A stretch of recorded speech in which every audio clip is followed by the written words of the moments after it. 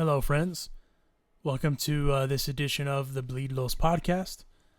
This podcast is brought to you by our good friends at FOCO.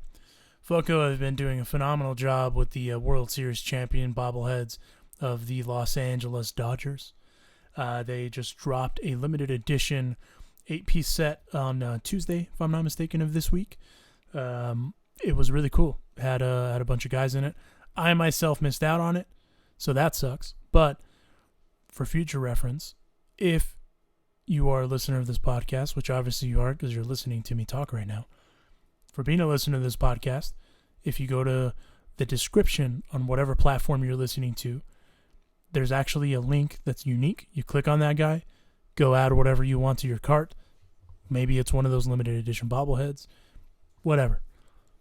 Add it to your cart, and upon checkout for being a loyal, dedicated listener to this podcast, you will get a discount. Terms and conditions do apply. Please see their website for detail. But big, huge thanks to FOCO. They are the best. They have all the fandom, all the teams, all the leagues. They have everything. So anything you can think of, check it out. FOCO.com. Again, in order to get the special offer that is given to our listeners, click on the link in the description for this podcast, and you'll be good to go. And likewise, our good friends at Bleed Los. Once again, I'm surprised that we have not been given the cease and desist for having a similar name, but they're super cool. BleedLos.com. They have a unique Dodgers merchandise that's pretty dope. El Rojo Chingon. You want one of those shirts? You can get one there. Joe Stroh's, Joe Kelly Fight Club. That's one of my personal favorites. You can get that guy there. Fantastic Dodgers shirts. Sorry, lost my train of thought. Recording ad reads is a trip. But bleedlos.com. For all your purchases, please use bleedlos10. bleedlospod.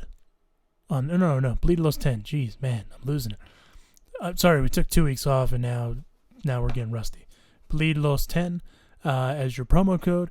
And for being a loyal listener to this podcast, you will get 10% off your purchase. So huge thanks to Bleedlos for the support and for the promo code. Again, bleedlos.com. And thank you, the loyal listener to this here podcast. You guys have been have reinvigorated us, if you will, to do this thing every week. So really, really appreciate all the support, the DMs, the tweets. Huge thanks. If you haven't, please subscribe to the podcast on whatever platform you're listening to. Likewise, any ratings you might have for us, any feedback, we're always open. We're always willing to listen, and we're all about that. So again, thank you. We cannot thank you enough. But on that note, let's jump into the podcast. Here is your boys Alonso y Juan on the Bleed Los podcast.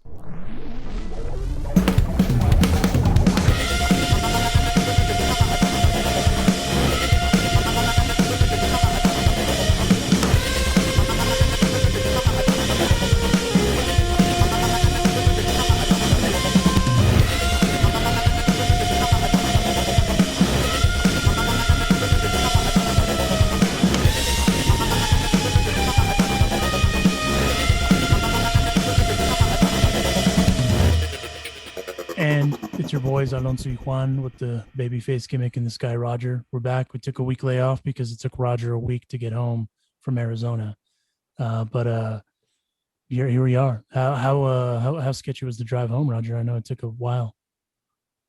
I'm glad I survived it. And as I was telling you guys earlier, we got probably the worst winds I've ever seen coming back from Arizona. The Eagle 5 actually almost took off in flight. So I was glad I was able to hold that down with my manpower, my man strength. So, got control of the wheel and came in at about 45 miles per hour from Blythe, I think, and we're home. Did you use the Schwartz to get home? No Schwartz. I'm a little disappointed. Slightly, but actually a little more than a little disappointed. I'm pretty disappointed. But I'm glad that you made it home safely. And now you're back, and we're this much closer to the regular season. As you guys know, Corey Seager has been using his man strength too all spring, and my man's gonna get paid. whether it's by the Dodgers or not. If he keeps this up, he's going to get paid. But I'm kind of curious from the both of you, how sustainable do you guys think this is? Since we really, and also I say that, if you will, with a grain of salt, just because we really haven't seen a full season of Corey until last year. That's the key right there, Alonzo, what you just said. I mean, I keep thinking of, every time you see another home run from Corey Seager, we usually get a text from Roger saying, just bubble wrap him now and get him ready for opening day. And I think that's the problem with Corey Seager, right? We have to bubble wrap him because you're just waiting for the other shoe to drop with Corey Seager. You're just waiting for the injury to come. Last year, it was a 60-game season, and he was able to sustain it. Can he go ahead and sustain this for 162 games?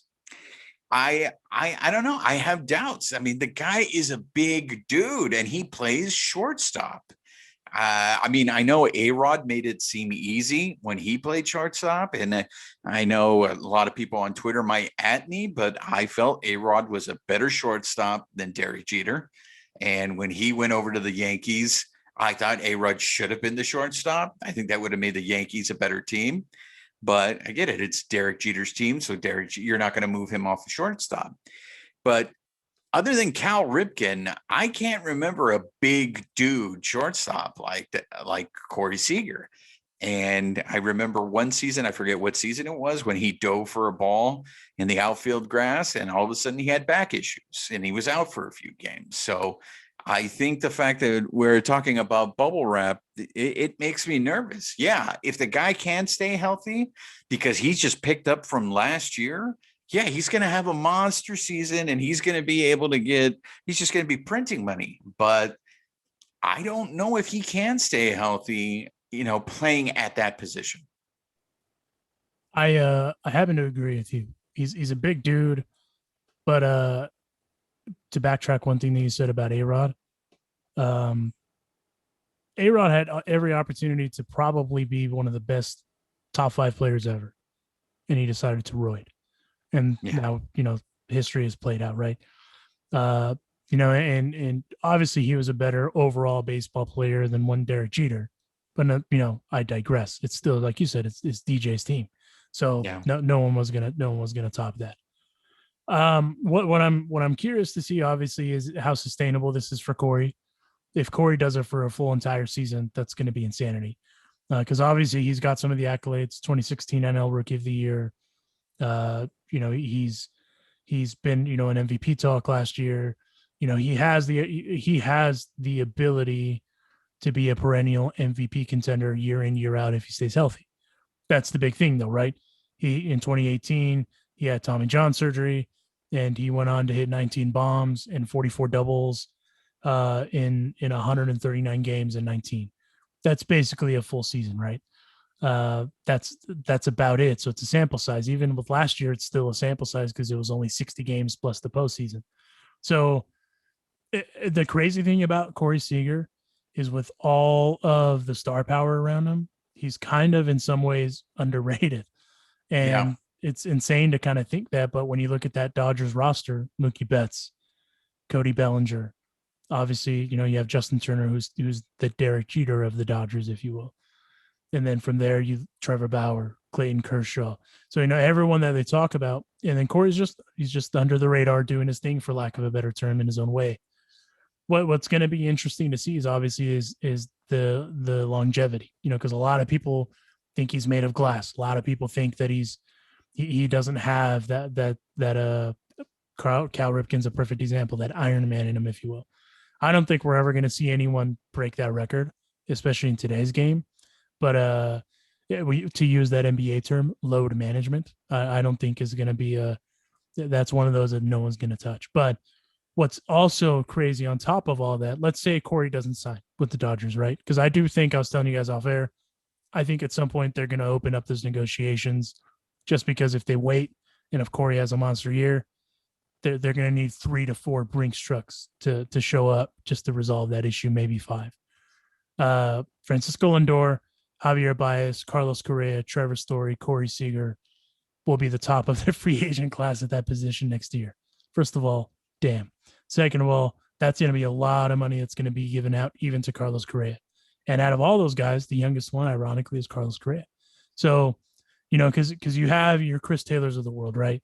You have your your utility options in Kike Hernandez, for instance, who's also having himself a fantastic summer or spring. I'm sorry. I just don't think that the Dodgers are also willing to just, barring catastrophic injury, of course. I don't see Corey leaving. I don't. So it's one of those. It's obviously Corey's going to instruct his agent to do whatever, similar to kind of like the Justin Turner thing. But I just don't see him leaving. I just can't see it in the cards, even if it's a shorter term deal. Well, it's interesting that you talk about the leaving part, because Bill Plunkett had a story, right, Babyface? I don't know, it was maybe about 2 weeks ago. Bill Plunkett was saying that Corey Seager wanted to play on the East Coast. He's from the Carolinas. So I think it's interesting that you bring up that the Dodgers are going to try to negotiate with him early to see. I mean, the guy is completely locked in. If you're watching him, he's hitting the ball wherever the ball is pitched. They throw it outside and he either goes left field for a base hit or it's over the fence. So, I mean, he is locked in. Health is going to be an issue. And let me ask you this, Alonzo. Yeah. Do you think Corey Seager is the kind of guy who is going to be distracted by contract negotiations during the middle of the season? I don't think so. He doesn't strike me as that kind of guy that really worries about that, because he's hyper focused right now, and obviously that's going to be a point of contention, if you will. So I don't foresee it being an issue. And one thing, just something that I dug up earlier, just when I was looking around at stuff, is the Xander Bogaerts 5 years, $100 million deal with the 60-year, $20 million option. That essentially just looks like just a stroll in comparison to what these dudes are going to get. Because Francisco Lindor turned down somewhere in the range of, he was reported a few years ago, at least, more than $100 million a few years ago. And apparently, he also is wanting to command about $300 million. And Lindor, in some cases, is considered the upper echelon of the class with Trevor Story and Javi Baez, right? Javi Baez is going to get paid too. The main difference is, though, is Baez and Lindor are a little older than Corey. So that's what's going to be interesting, is if let's say, I don't know if the Mets are going to offer a 15-year deal. I don't know. They have the money now, but who knows? But whoever gets Lindor, if he's going to command $300 million, let's say that dude gets, I don't know, 280. Someone's going to give Corey 280 easy. Easy. I mean, and all four of those guys, Trevor Story included, it's the same thing. So I mean, it's going to be interesting to see. And then the irony and all that is, Trevor Story has also been injured. Not often. But he's had the same issues. Correa, they all have their baggages. I guess what I'm getting at. Correa, obviously the Astros, and Javi Baez has been pretty consistent between all of them. Even though ownership is, with the Cubs, apparently the reason they haven't indulged in extension talks is essentially just more like ownership doesn't want to spend. So I don't know if Javi stays there, right? But all of these guys have, for the most part, been in an MVP talk. So it's not like they're all trash or one's better than the other. I think it ends up being that 1A, 1B, 1C, 1D type of deal, right? I just don't see Corey leaving, though. It just doesn't make a lot of sense, just because I know he likes the culture. I know he likes what the Dodgers are doing. And again, barring a catastrophic injury, which obviously you don't wish on anyone, I just can't see him leaving. If I'm honest, out of all the upcoming free agents, if there's one dude that I feel like is kind of a lock, it's Corey Seager. I never say fully a lock, because anything can happen in free agency. I mean, look what happened with Kike Hernandez. Right. No, I mean, absolutely. But if you believe Plunkett's story, I don't. What teams on the East Coast are going to need a shortstop, are going to have the money available to sign Seager? And most importantly, I think I can't stress this enough. I don't want to be the downer of this group, but there's going to be a strike next year. Right. So maybe you're right. Maybe you go ahead and negotiate a deal this season because of that pending strike, because who knows how long the strike is going to be. We're still, the pandemic affecting the economy the way it is. I know that especially the Rangers are going to be operating at full capacity. I don't trust these owners. Who knows how much revenue they're going to say they lost? I don't know if they're going to be handing out contracts like that. I mean, there's just a lot of variables, I think. So as much as I thought, well, I think Seager's probably just going to bet on himself and just have a monster season and then see what he can get. But it sounds like there's just maybe a lot of variables out there. I mean, looking at another sport, like I think Anthony Davis took that money, that contract, because of his injury history. And he's just like, I got to get paid because, one game, my career could be over and I'm going to get my money. So, I mean, I guess it's a good problem to have, but I'm not so sure that he does stay, but I just think there's just too much up in the air. I think a part of the East Coast thing that Plunkett said, a lot of those teams don't make sense. The Mets don't make sense because they have Francisco Lindor currently, right? And obviously they're going to want to try to tie him up. Could the Phillies do it? I don't think the Phillies would want to drop that kind of money. If anything, I think they're going to go after Carlos Correa because he's younger. Mm-hmm. Also, I just don't think Corey would fit that nucleus. And what I mean by that is just the culture. The culture is different, right? Trevor Story is an interesting guy out of all of those because Trevor also doesn't have the notoriety, if you will. And I don't mean that in a bad way, but the attention that these other guys have because of where he plays. If you were to ask me who's the most complete ball player out of all these guys, I'd either say Corey or Trevor. The only issue is you don't really see Trevor on national TV because he plays in Denver. So that's the bummer with him, right? And then the other stigma that comes behind it is the Coors Field stigma. I don't think he's going to have that issue going anywhere else. And again, the only team that kind of makes sense on the East Coast that he would want to go play for is either maybe the Braves, and maybe Miami. But that's if Miami does some stuff, right? Miami. Well, I mean, the Braves make a lot of sense, and because it's close to Carolina. I just don't know. Do the Braves have those kind of pockets? Can they pay him? They can pay him for sure. It's just a matter of if they want to. That's the Cubs issue, right? That's why they haven't paid Javi. They've been reluctant to spend in the winters. So, and Javi is legit. Dude was second in 18, I think, in MVP voting, and he's one of the most, renowned gloves in all of baseball. So it's not like he's some scrub, just coming off of whatever. And he was an all-star, I think, 2 times in a row. So, it's not like he's trash, but it's just the Cubs just have been reluctant to spend. And I wouldn't be surprised if any of these guys, one of them, ended up in Atlanta because Atlanta does have the money. And at some point, obviously, Atlanta, they're obviously a super young team, but they're missing a couple of pieces, right? Their pitching rotation's getting their infield's pretty good. They're just, shortstop is something they're a piece away from. So at third base, same thing.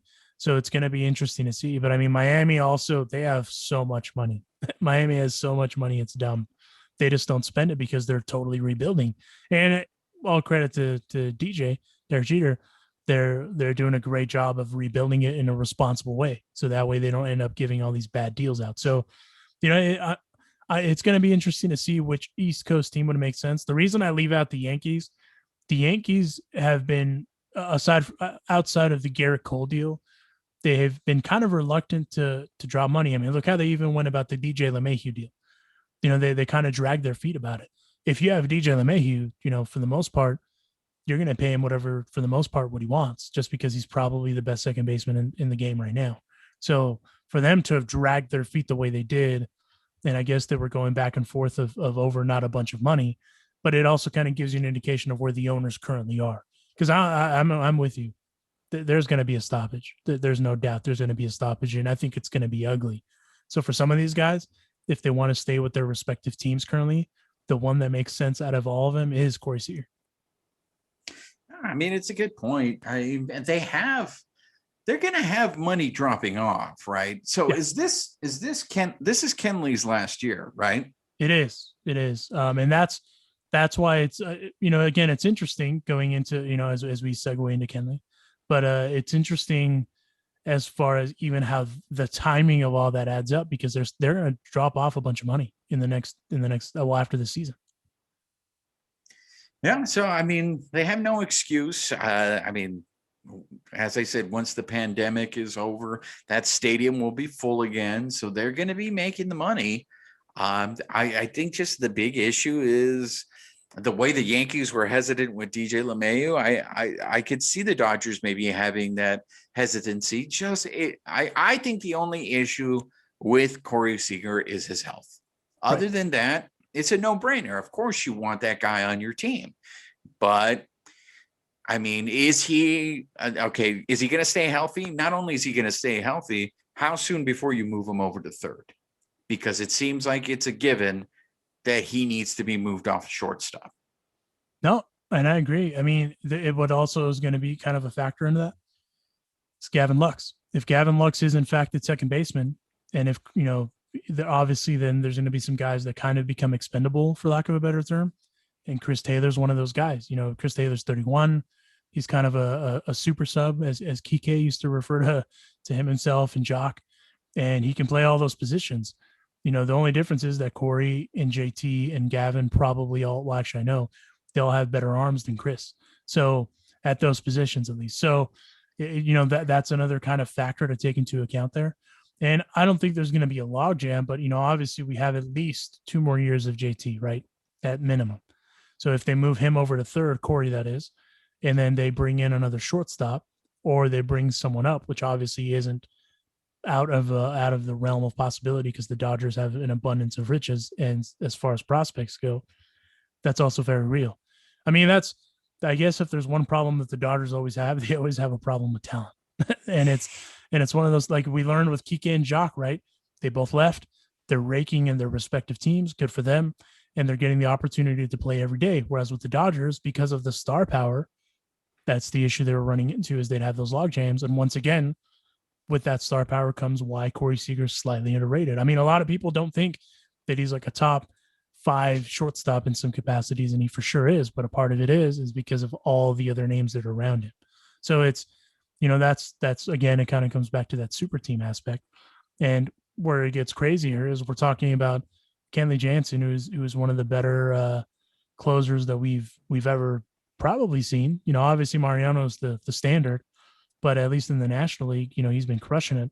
And now, he's kind of the vibe I get with him is like everyone's treating this like his swan song, and I think that's kind of garbage. But it is what it is. It's a part of the business, right? And he was pretty candid this week about kind of everything. And I was telling you guys before we started this today that I'm surprised as to his candor, but that's a part of the reason why I think it's kind of like the swan song, if you will, just because of how candid he's been. And I know we talked about the piece, but if you haven't seen the piece, he talked with a couple of outlets, and he was very, concise, but also pretty open. And one of the lines that I took away from it was, "I know who I am. I know what I'm capable of doing." And that's, kind of let you know kind of where his mindset is. And then another line that he threw in there was 17 years in this organization, and I can't take any of them for granted. Again, it kind of seems like that swan song kind of vibe, if you will. And, and again, he's also aware of the game though, because he did say also that it's a team sport. And when someone falls, someone picks you up. And most of the time I pick everyone up. Most of my career, it's been me picking someone up. So it's a team sport, and Julio was throwing the ball right the whole postseason, and that's what mattered. And I'm paraphrasing, but for him to acknowledge that sort of stuff, not only is it cool to see, obviously, because he understands his place, but it's also interesting to see that because again, everyone's been talking about where he's at, his velocity. Roger was talking about his velocity before we came on. And Dave Roberts had even said that he's had, I think 2 or 1 good outing this spring so far. His location of the cutter was there. His 2-seamer was there. I think he had a swing and a miss on a breaking ball. So it was all good. They felt good about it, and a part of it is obviously Dave is a player's manager. You've talked about this one where he wants to back his guy. So, sometimes in the spring, especially when it's a good outing or a first outing, you have to take that with a little bit of grain of salt, if you will. But I mean, so far I would say that the present looks pretty good for Kenley, because you obviously can't put too much stock in spring training stats, but he's looked, like Kenley Jansen, even with the reduced velocity. I'm kind of curious to, obviously that was all, it went a slightly full circle, if you will, but I'm kind of curious to what your take was on the Kenley piece and how he's looked so far. Yeah, I picked up on the same thing you picked up. I think it almost felt like one of those interviews where you come to the end of the line, you see the writing on the wall, you're not going to be around anymore, so you're just going to let it all out. You're just going to say everything that you want to say. I will say this. I know, especially I've been hard. I mean, one of my hot takes this year was that by the middle of the season, this season, he is no longer going to be the closer. I think what happened, seeing that, listening to him talk like that, I think you can't help but be a little sentimental, because the guy is the all-time saves leader for the Dodgers. The guy did give a lot of good seasons. And it just made me sit there and think to myself how tough it must have been for him to see Urias close out the World Series. I'm sure he was very happy because he finally won a championship. But at the same time, for so many years, that guy was the dude. That guy was the man. He might have had an opportunity in 2017 to close out a World Series, but you know what happened in Game 7. So he never got the opportunity to be on the mound when your team wins the World Series. And finally, when you have that opportunity to not be out there on the mound, to get to experience that's got to mess with your head. So see him going into this season, I can't disagree with anything he has said. He is saying all the right things, but there's a part of me that does feel like I don't want to, this is not the right way to say it, but I'm having a hard time coming up with a better way to say it. It's almost like, it's not that he's defeated. It's just that he's accepted that maybe his time with his team is now done.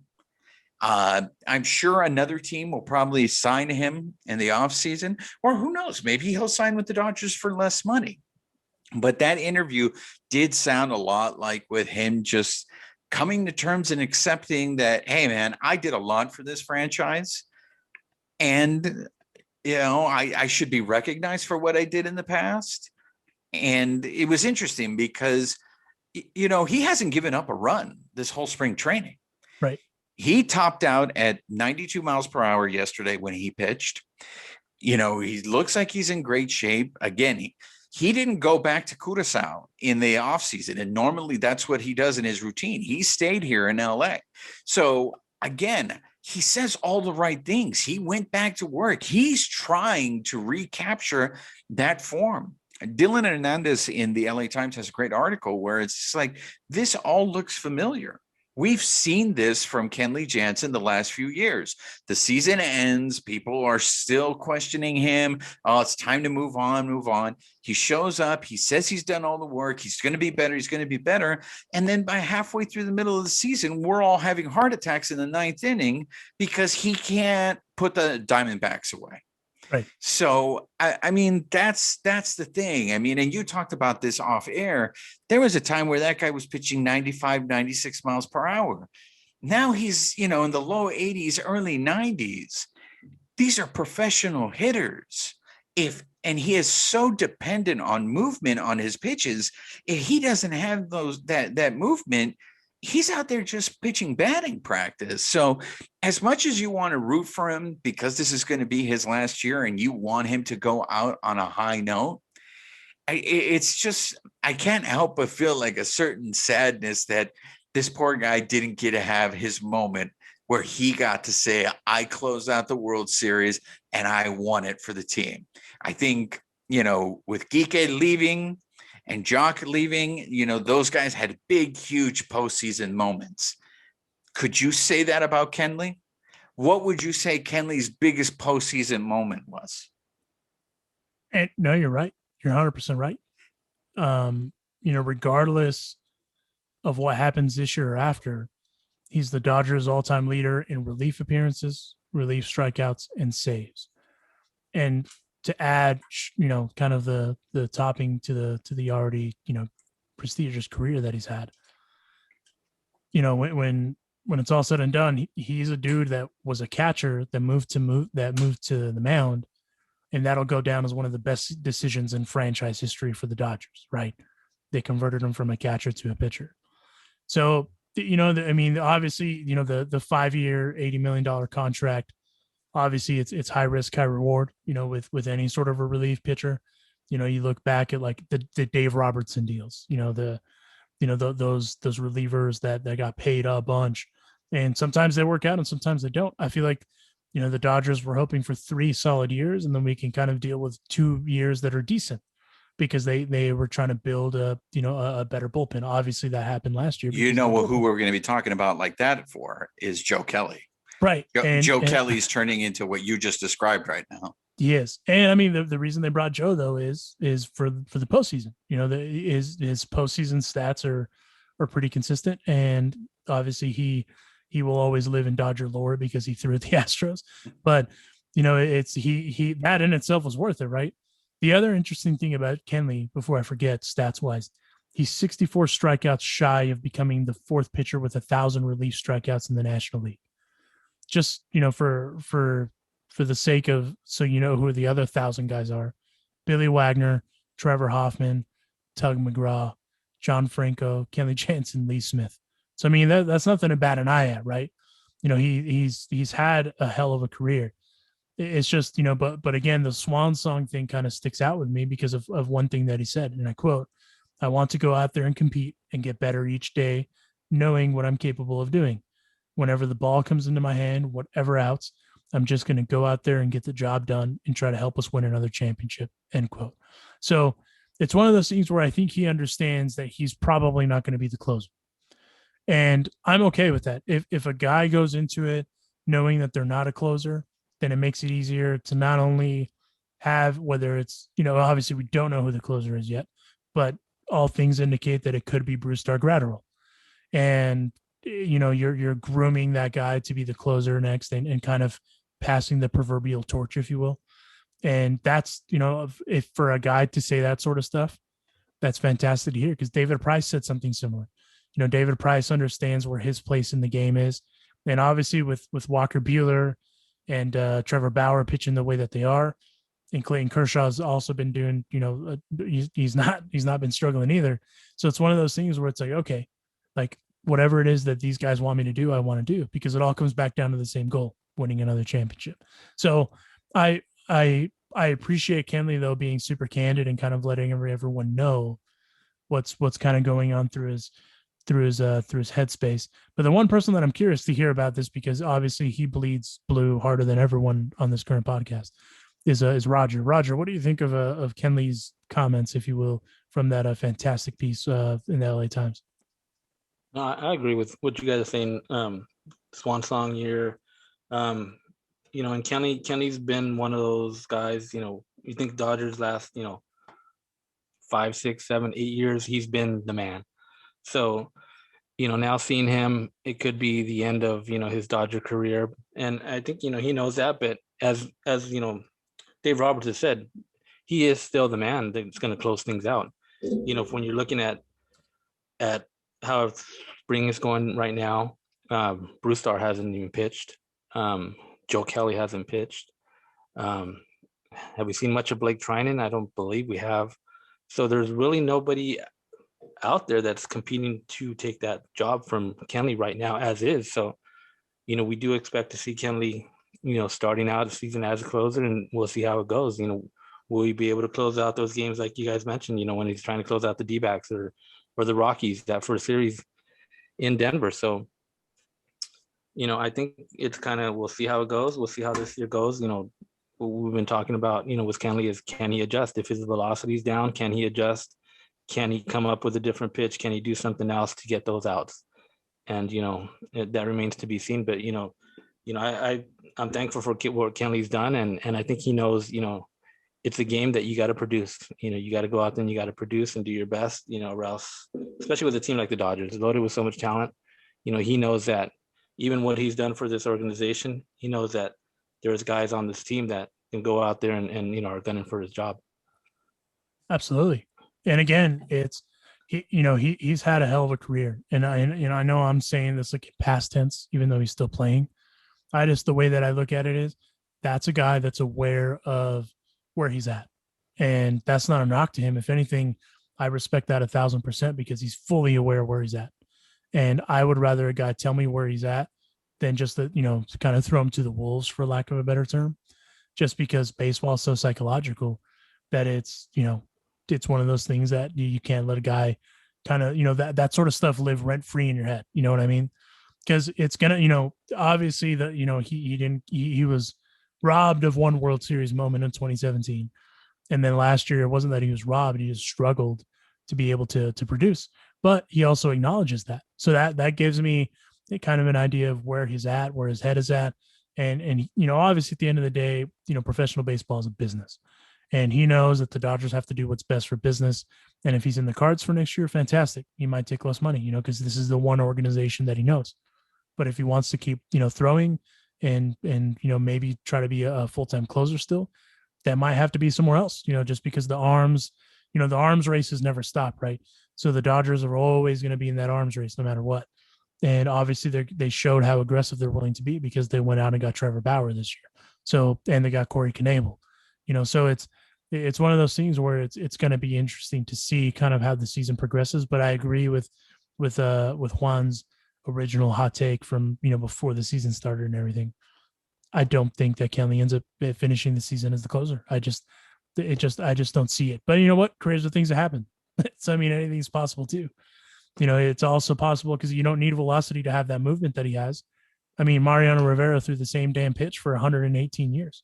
So it's one of those things where we've seen crazier things, right? But obviously that era and that chapter and that era has closed, and now it's a totally different game. So anything's possible.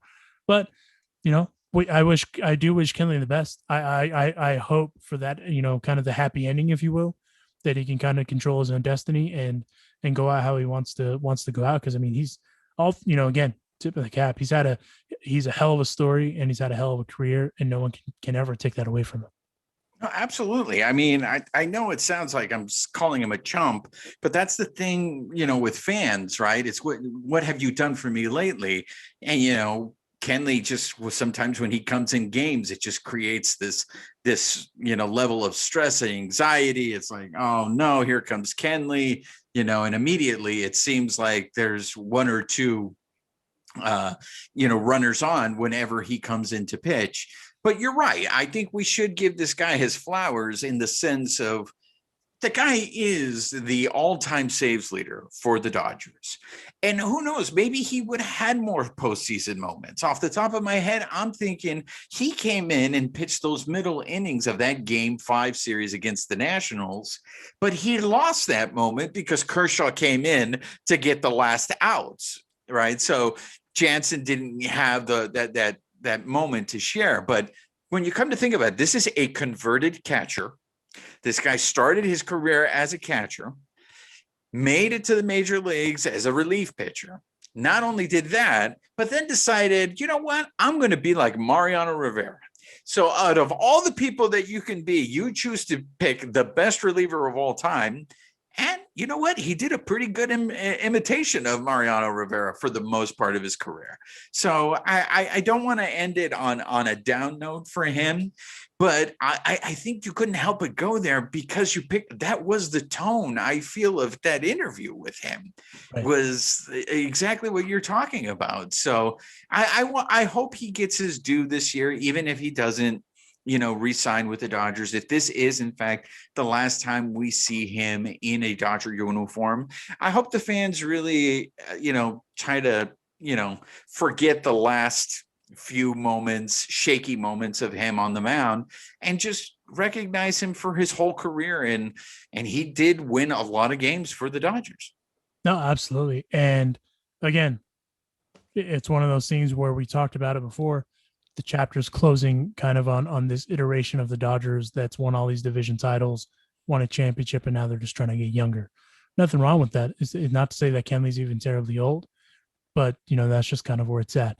But speaking of the new chapter, a part of that nucleus is the young buck, the young Cody Bellinger, and Cody. Wow, and that's what we call in the business a segue. Good pull there, my friend. Good pull. The Cody Bellinger. We saw him make his debut, right? And my man changed up his batting stance.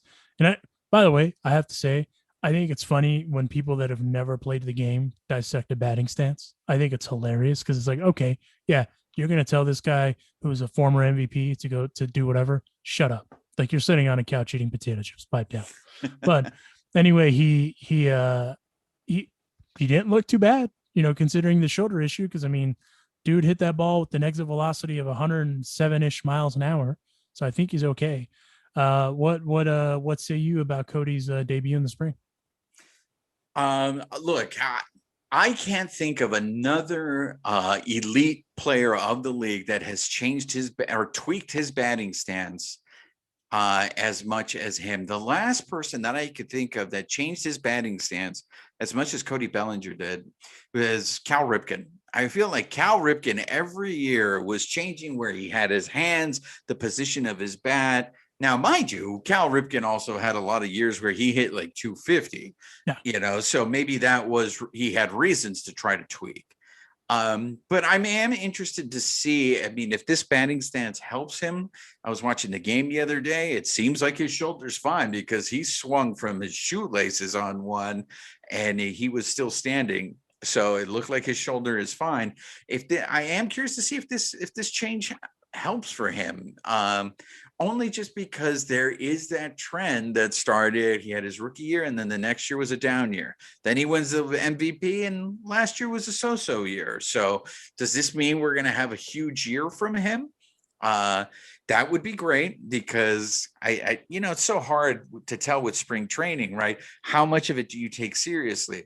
Right now, it feels like to me, oh my gosh, we need Corey Seager to carry us because Max Muncy, I think, only has like 2 hits the entire spring training, but who knows? Once the season starts, maybe Max Muncy starts hitting. So, I think we're going to have to rely on those guys. And Cody is one of those guys that if he's having like a season like he had his MVP season, it just makes this lineup even more dangerous because you're going to have Mookie, you have Corey Seager, you have Turner, then Bellinger. And who do you pitch to? Because whoever you pitch to could hurt you. And you forgot Seager, Juan. Because he's underrated, I told you. I told you before because you'd made a hot take that Cody was going to struggle a little bit, like before the season started.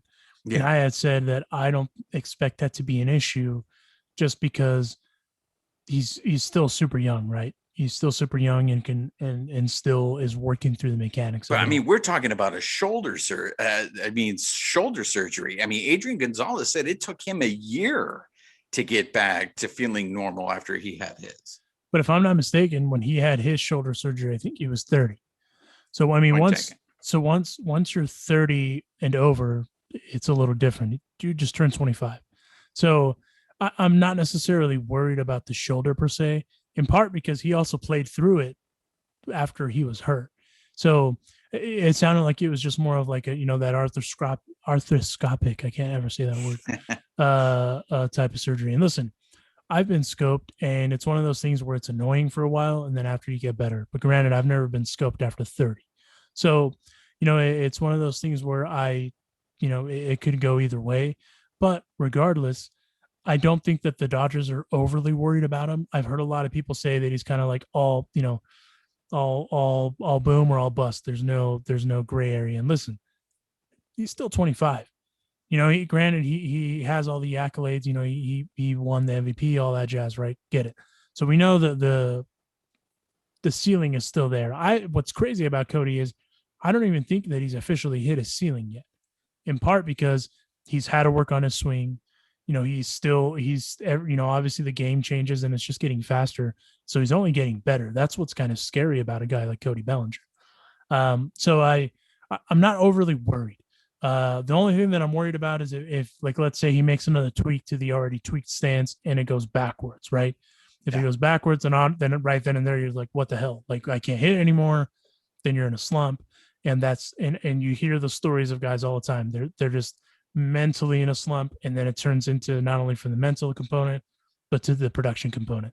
Crush Davis is one of those stories that you hear about a lot. Yeah. I can't remember what it was 0 for 28 or 0 for 48, something like that. And even he just at some point just had to be like, bro, you can hit. Like, you can do this. You don't have to worry about anything else. Like, you can absolutely do this. You hit 40 something home runs one year. So you can absolutely do this.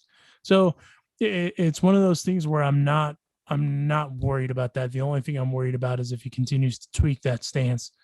It's just like anything else. Because again, baseball players are creatures of habit. We've talked about this. When you start messing with that stuff, that's when it gets weird. So I'm not overly worried. I'm just more worried about that happening. And if he's comfortable with the stance, which everything that, we've seen as far as, what he was asked about is that he felt great about it. So I will take that, especially after surgery. I will absolutely take that because, as you know, baseball, the season itself, it's a marathon, not a sprint. So you just kind of have to be able to get through, the first half injury free, kind of work on that stuff that you're working on, because every day you have something to work on, and then focus on the second half and kind of carry it on. So I'm not worried about that. But well, what I am curious about is now, because for those of you who haven't seen his new stance, it is an open stance, and he's got both of his eyes now facing the pitcher. Uh-huh. So I would love to see if he's going to use more of the field now. Like, I would love to see him hit the way Corey Seager hits. But my question is now that he has two eyes facing the pitcher, is he going to be able to see through that stoner haze that he has, that it seems has carried since the postseason last year? I mean, first of all, I'm still waiting for him to tell me the strain. I'm the DMs are open, Cody. And then second of all, I actually think the point I was going to make, and it's no fault of your own because you didn't know I was going to make this point, but that's fine. The thing that I'm hoping to see is that he hits more opposite field hits this year, because of the way that that he's standing now. I'm hopeful of that, and honestly, I think that'd be more beneficial because, to your point, they have a murderer's row if Cody is healthy. Even without Cody being fully healthy and struggling, as you saw last year, they have a murderer's row. You have Max Muncy, you have Mookie Betts, you have Justin Turner, you have Corey Seager, the underrated Corey Seager. You top to bottom, and baby Austin Barnes now himself he's got the dad strength, he can crush, and then we're forgetting about AJ Pollock. So all these guys can rake. All of you guys can rake. And then you throw in Chris Taylor. Then you throw in Matt Beatty. All of them can rake. David Price hit a single and flipped a bat today. Yes, everyone can rake. So that's why I've not been worried about Cody, because the other issue that you run into with a slump is, oh man, like there isn't somebody there to protect you, as they used to say with Barry Bonds. You don't have that protection there. Albert Pujols had that protection as well, right? Cody doesn't have to worry about that. They have all the protection in the world up and down that lineup. And if he's the one that ends up struggling because of X, Y, and Z, I'm not overly worried about it, just because they have that protection. And also, I'm not worried about it because the Dodgers aren't worried about it. If they were worried about it, they wouldn't be openly talking about the target dates for Cody, all that stuff. If there's anything that we've learned about the poker face of the Dodgers, they obviously, you would know if there's concern somewhere to a certain degree, because they either wouldn't talk about it, or if they did talk about it, they'd beat around the bush in some way. And they haven't done that, right? So that's another reason why I'm not overly worried. The insane thing is, let's say Cody ends up, having to down the line be a DH, because I honestly do think the universal DH will be a thing after this upcoming strike. If Cody ends up having issues with whatever, he's another perfect candidate for a DH too. So again, I don't think anyone's worried, because that's usually where you stick that guy that's slumping, right? You throw him in the DH spot, go get the reps. Don't worry about any of the fielding. you do that. I'm not worried about that, especially with this team, because they also have the ability to protect Cody that way too. Hey, you're not having a good game. You know what? CT3 is on the bench. Let's throw in CT3. Don't worry about anything. Just take a day off. So again, the embarrassment of riches comes back, and it's kind of a running theme with this team, but that gives you an idea of where they're at. So that's why I'm not overly worried at all. And as we speak of just embarrassment of riches, also there's roster cuts this week. It's down to 45. One of those guys that was on that roster that you had made a hot take about was Josiah Gray, who ended up getting cut. Keeper Ruiz, or not cut, sent down, I should say. It's not football. Keeper Ruiz, Josiah Gray, the two top prospects in the organization, according to MLB Pipeline, of course, they were sent down. Now, Keeper Ruiz was kind of expected, obviously, because he came to camp late because of visa issues, and also the Fresh Prince and Baby Mookie, as Roger calls Austin Barnes, are both there. They're both doing fine, and obviously Austin is also Clayton Kershaw's personal catcher, so that he wasn't going to go anywhere. But I'm curious to kind of hear your take on everything, though. And one thing I will say, by the way, about Keeper, Dave Roberts actually had a solid quote that I wanted to point out on Keeper. Quote: "We just didn't get to see him as much as we would have liked, but just very impressed with the way that he looks and the way that he and how he's mature." One thing that before we kind of dive into the other cuts that I wanted to point out is I've heard it, and I know Juan even alluded to it earlier before we came on to record this. Keeper Ruiz is an attractive trade piece for someone. Someone needs a catcher. You always need a catcher, right? I'm kind of curious to what your prediction is for Keeper's future with the Dodgers organization. Exactly what you just said. I mean, it'd be a great trade piece for whatever we need. I think if we have a chance to win a championship and we need to get a piece, that's probably the first guy you're probably going to be willing to get rid of. But I mean, look, the thing is Will Smith it's still early in his career. We don't know if this is the Will Smith that we're going to get every year. Austin Barnes has had a good spring. So we don't know. I mean, is this going to be the Austin Barnes that we saw last year, or is Austin Barnes going to revert back? We use this expression so much with this Dodgers organization. It's just an embarrassment of riches. This is a good problem to have, that Keeper can't make the roster. If there is an injury, if Barnes or Smith goes down, and then you bring up Ruiz, look, we had to look no further than what Cody Bellinger did to Adrian Gonzalez. Ruiz could go, start playing, and he may force the Dodgers' hand in the sense that we can't get rid of this guy. And who knows? Maybe we're trading Will Smith. Maybe Will Smith is the guy that we use to go get somebody else to put us over the top. Baseball's so crazy, you just don't know. I think it's very encouraging to hear Roberts say that he's made changes, and for everything that I've seen from him, he looks like a ball player, and he's a unicorn. He throws right and hits left. I mean, that's something that it's going to make him very appealing. So I think you hold on to him. I don't think you get rid of him unless you absolutely need to, or you're going to get something that's going to put you over the top. Now, Josiah Gray, I will say this. I don't know about you guys, but the times that I've seen him in spring training he had a real Edwin Jackson vibe going for me. The games that I saw him in, he got hit hard. He was prone to the home run ball, and it looked like he was not ready. He looks like he still needs more time in the minors. One thing about Keeper, not only is he a unicorn in the sense that he, throws right and hits left, he also hits left for power. So, and he's a catcher, a power hitting catcher. The homie Jeff Mathis, a longtime friend of mine, who can't hit to save his life, but is in my opinion the best framer ever.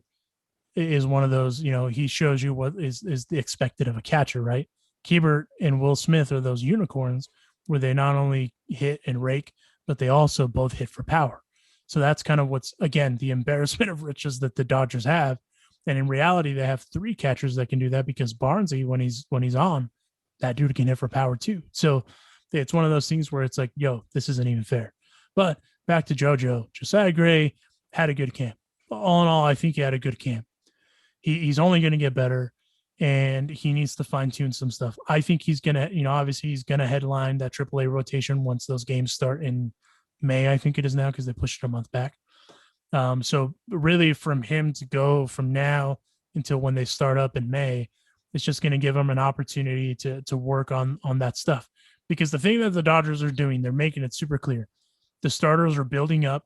And one thing that Josiah probably hasn't done is build up as a starter at this level. And that's fine. That's 100% fine, because how often do you walk into a clubhouse and your horses are Trevor Bauer, Walker Buehler, Clayton Kershaw, Julio Diaz, Dustin May, Tony Gonsolin, David, so David Price. And it's one of those things where, for a young guy like JoJo to try and build up as a starter with those guys, he's just not there yet. And that's not a knock on him. He's still working and fine tuning on stuff. Right. So I do think that he has a bright future. I'm not worried about him. I just wanted to bring him up in the sense that I know that you had made your prediction was that he was going to low key make the bullpen and do the thing, which kind of further proves the point. He needs to build up as a starter. Also, it's good to see that the Dodgers are being open about that with him. And like, yo, we want you to be a starter. We don't want you just to come to the show to get service time. We don't want you to come to the show just to come to the show. We want you to have longevity, and we want you to be a starter in this rotation. That's outstanding to hear. The business obviously is a different dictator of stuff, but I digress, because at the end of the day, if management is saying that stuff to you, that's not a bad thing. But aside from those two guys, Jacob Amaya, Gerardo Carrillo, Michael Busch, Cody Hose, Andy Pages, Bobby Miller, and Ryan Peapot, by the way, another attractive trade piece to some guys out there, were among other prospects that were a part of that cut.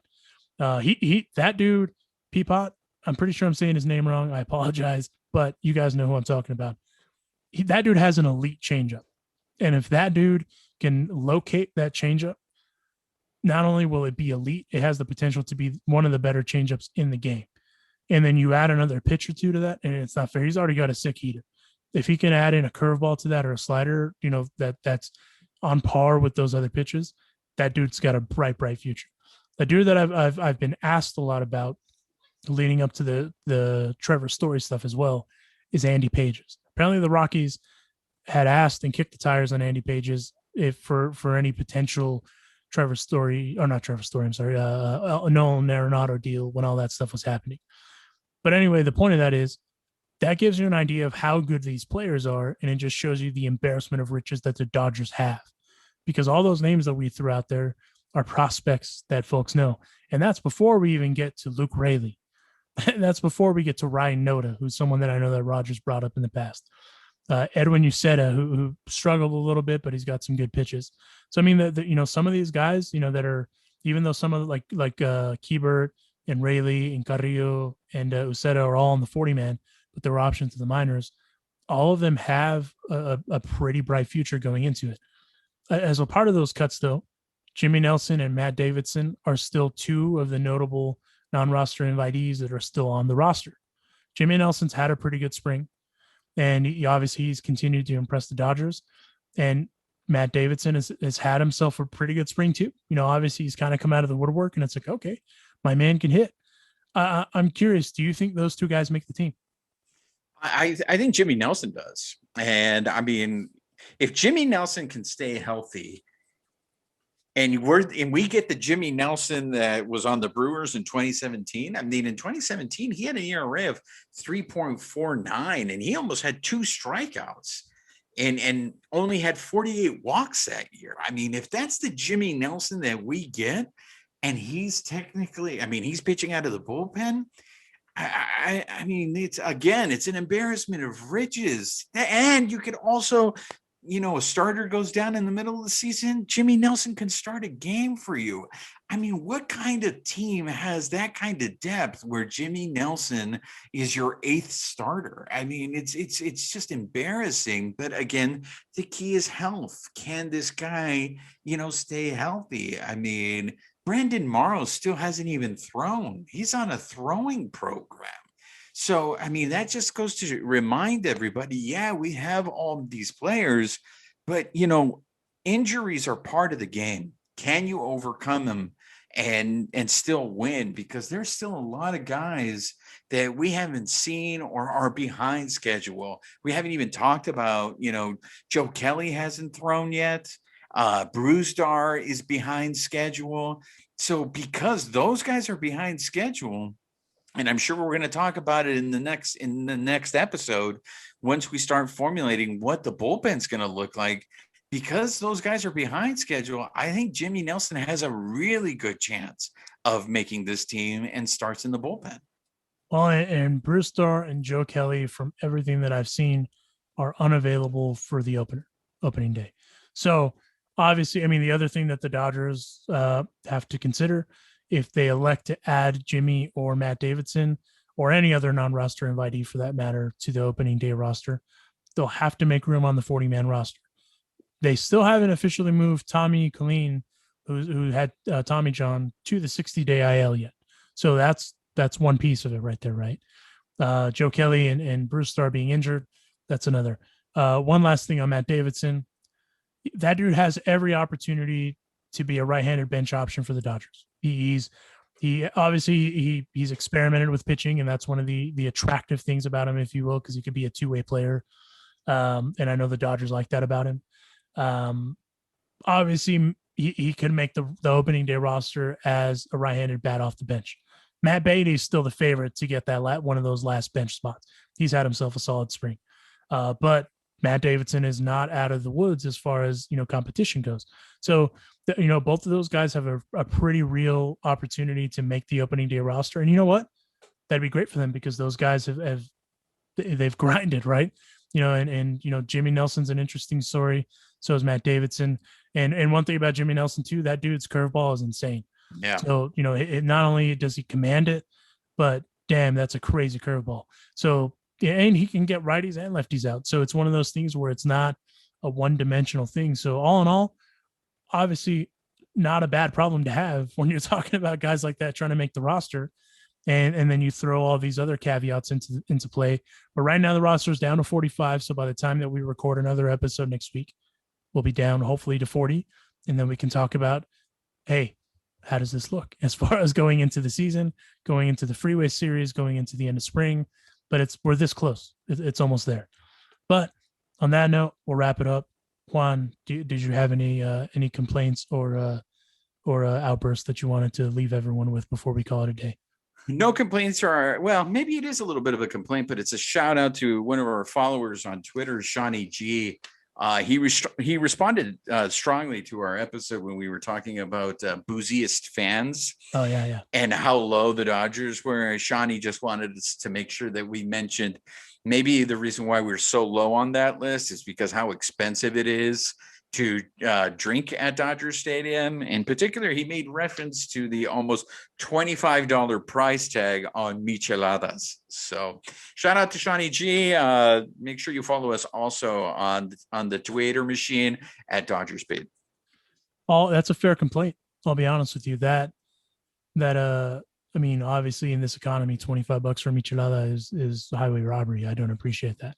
But I digress because that's the if you want to keep Corey Seager and that's the price we're gonna have to pay. That's the price we're gonna have to pay because then after Corey, you have Cody, then you have Julio, and then and the list keeps going on, and then Trevor Bauer potentially again. So it's one of those things where once again I digress because I'm just a washed up guy that talks on a podcast. But on that note, from your boys Alonso Juan. And the safest chauffeur on the West Coast, the babyface gimmick, Roger. Thank you guys once again for tuning into another edition of the Bleedless podcast. Give us a follow on the Twitter at Dodgers Beat, at the Bean818, and at Blue Film Revolt. Blue Revolt Film. Son of a bitch. It's okay. We still have a long season ahead of us. It's true. Listen, my streak was 1. So yeah, that's true. We start over. A streak is a streak, so I'll take it. We're going to bring Joe DiMaggio. Don't worry about it. It's okay. I have time. But on that note, thank you guys again. We appreciate the support. Oh, and one thing I will say, someone sent me a DM about this. The reason that we ask you to subscribe or leave a review or whatever, if we're trying to book people onto this podcast, obviously they can't just go like check out our podcast and be like, oh, that's sick. They only have 5-star ratings and they have 3 of them. So, we want to get guests on here, and that's one thing that helps it and makes it easier to book people. So and I apologize, I don't remember who sent me that DM. Fair question. So there's your answer. That's why we asked for that in the ad reads. So again, please subscribe, please leave ratings. Any feedback is always appreciated. So that way we can, I don't know, maybe try to ask like Vince Gillian or something, or like do an all Spanish episode with like Manny Mota, something. But the only way that we can do that is if they know that we're legit and not just some weirdos trying to get them on a Zoom meeting. So on that note, thank you again, and we'll catch you guys down the road next week.